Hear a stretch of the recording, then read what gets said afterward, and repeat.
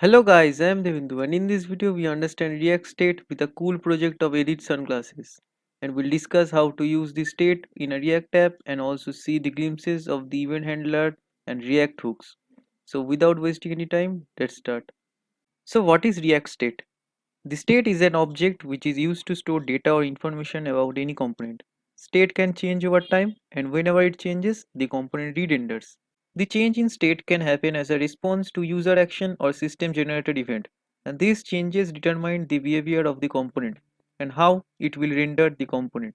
So in simple language, every component needs some properties, value or information which can be modified or updated by user action. Just like in the Flipkart website, if we click on the plus icon, the purchase count is increasing, and just like this it is now 3, and if I just click on the plus icon it will become 4, so that the purchase count or the state of this component purchase count is increasing, and we modified with the plus icon and the minus icon. In this whole component, the state is just the count of the purchases, and we can also increase or decrease. Actually, we can actually modify or update the state. In the previous video, we have seen that we can't change the props.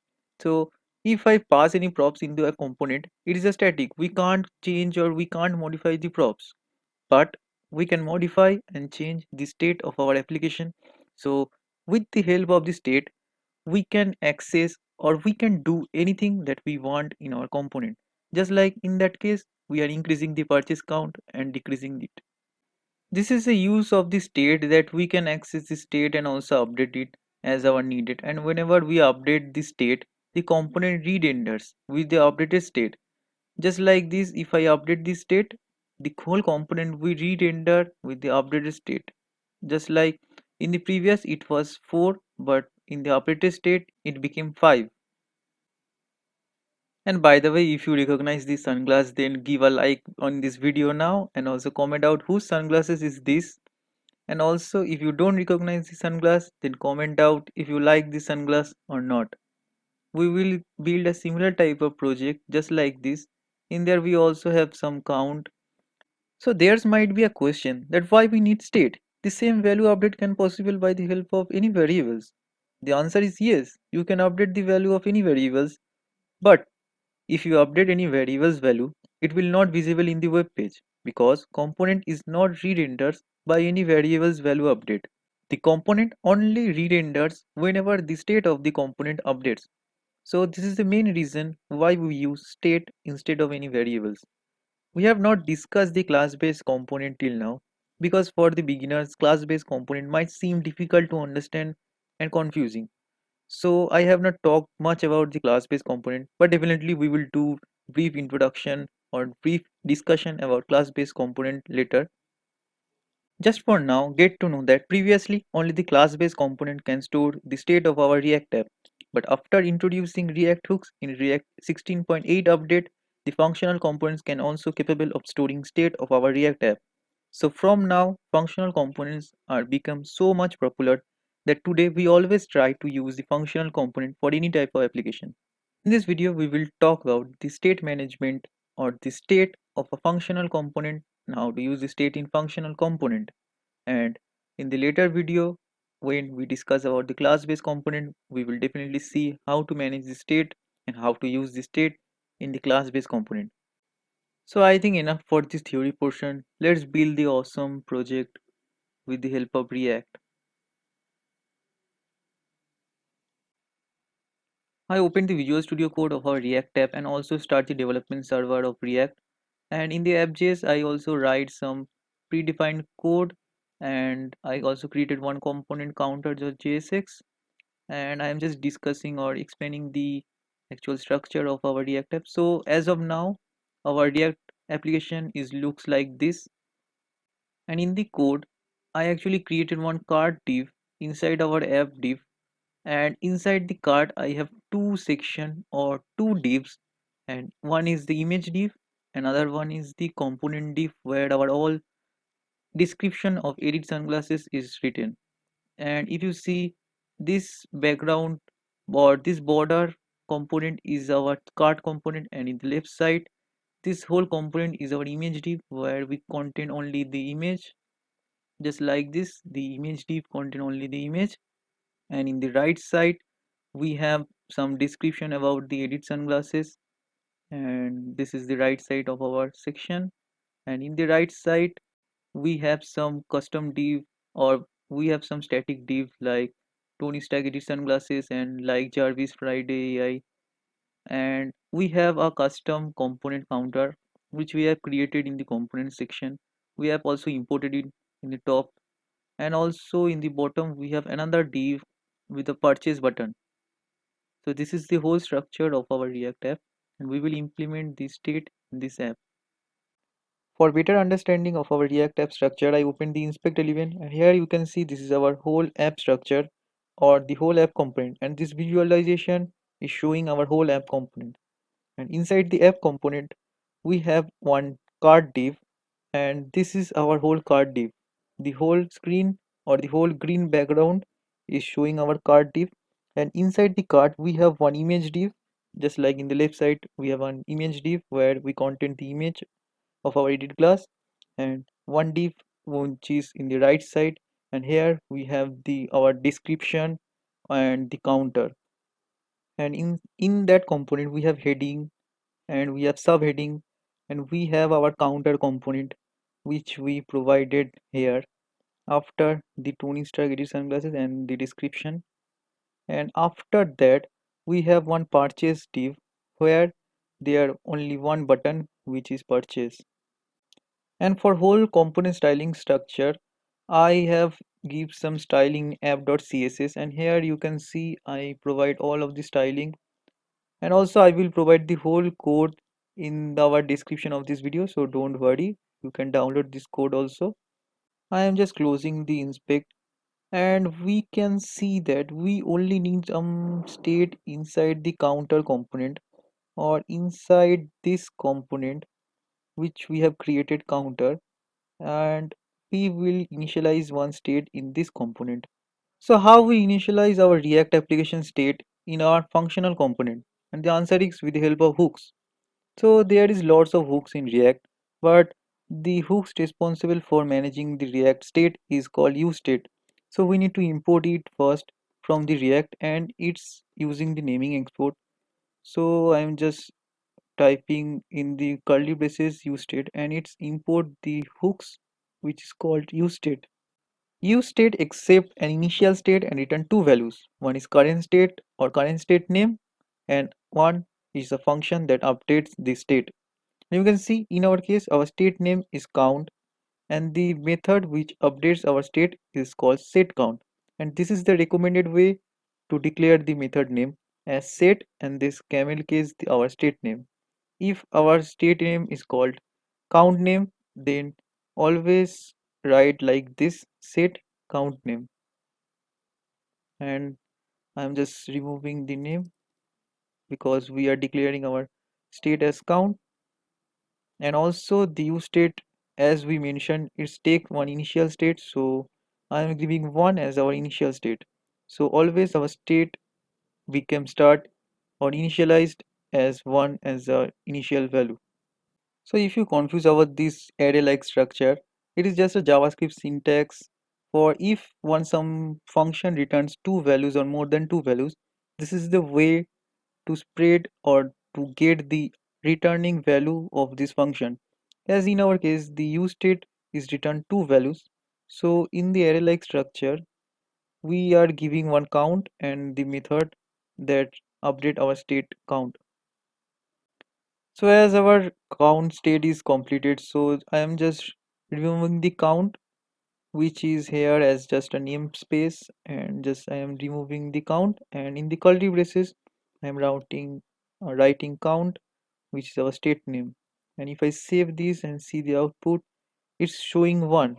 But if I click on this button plus or minus, it's not doing anything.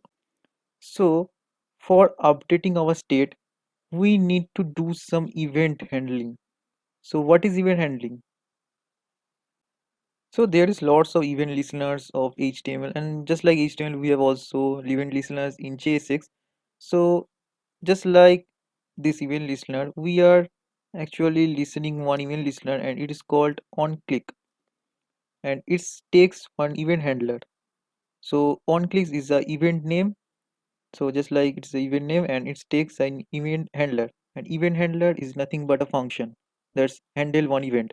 So I am just declaring one function, and just like it is the plus, so I declaring one function inside this count function, and I am just naming this function as increment, and I just quickly declaring the function. So what we wanted to do inside our event handler increment, so we just need to count, or we just need to increment our state count by 1.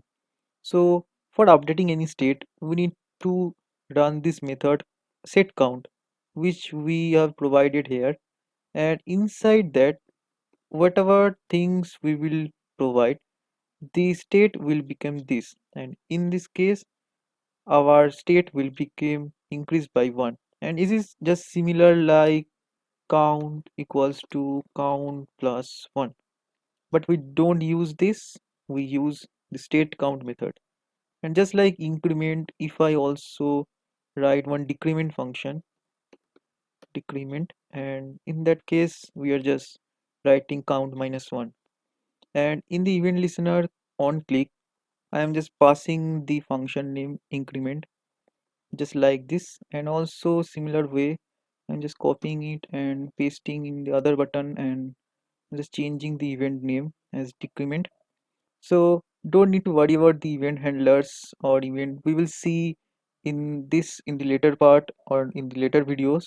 Just remember of now the on click is runs this function whenever someone clicks this button. So it is just calling whenever anyone clicks this button, it will run the increment function, and whenever anyone clicks the minus button, it will run the decrement function. So this is the case. So we already declared our event listeners. So I am just saving this and seeing the output. And in that time, if I just click on the plus button, you can see our state is increasing. And also if I click minus, our state is decreasing. You can see our state can become minus. So minus count is never be the real life case. So we can also provide some logic inside our code. So if I write if count is greater than 1, then only the count became 1 minus, else I just need a console log that can't decrement. Oops, I just need to wrap it inside double quotation. Okay, so if I just save this and open the console log, and in the console if I just refresh this page and just see if I click on plus, it's showing nothing, it's working fine. But if I wanted to minus and after 1, if I click, it's showing can't decrement, because in this function if our count is greater than 1, then only this function will execute it, otherwise the console log will execute. Okay, so I'm just deleting the or closing the inspect. So our app is working fine.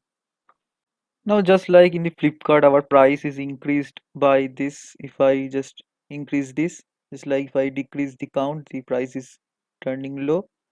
I think we actually develop this similar kind of thing in our app. So inside our count component, we just need to declare one new state, and I am just duplicating it. And inside it, I am just providing the amount or the price, that is the price of our Edith class. So I'm just giving initializing state as 100. So if you don't provide these two things, in our case we no need to change our price, so I don't give the method in there. So I can also declare our state like just like this, if I don't need to change anything or anytime our price. So this is our one component, this is our one state. So inside, or I think I will provide one div inside here, and will provide some price here. So price is our price, and if I just save this and see the output, it's showing price 100. Okay, so If it is 1, then our price is 100, but if it's 2, it should be 2000 or 200, sorry. So what can I do? I can do that, just multiply two things, price and our count, just like this.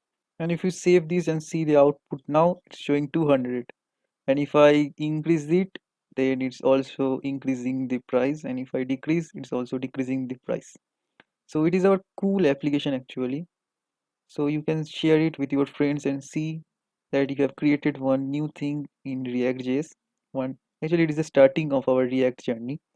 And also in the purchase, I wanted to show some alert. So the purchase button is actually inside our app.